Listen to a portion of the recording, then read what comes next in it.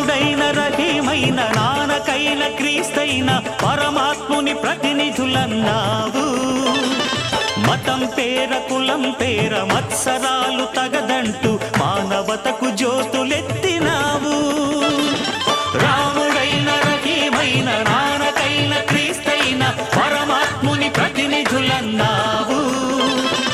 మతం పేర కులం పేర మత్సరాలు తగదంటూ మానవతకు జ్యోతులెత్తినావు. కటిక విషం మింగి మాకు కరుణ పంచినావు. ఇలకే అపరంజి వెలుగు నీవు.